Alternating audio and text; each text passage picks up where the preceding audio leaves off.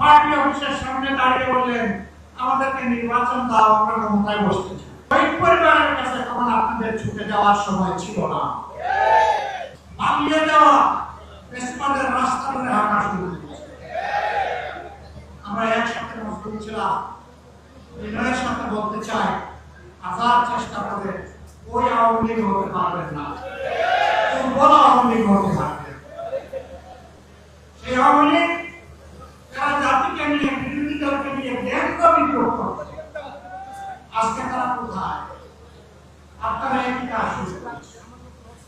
যে আওয়ামী লীগ তাদের পুষ্য লাঠিয়ালদেরকে নিয়ে সমাজের বিভিন্ন জায়গায় কর্তৃত্ব কায়েম করেছে, সেই আওয়ামী লীগের পাশে তাদের বুকের দিনে কোন লাঠিয়াল এসে দাঁড়াতে পারেন।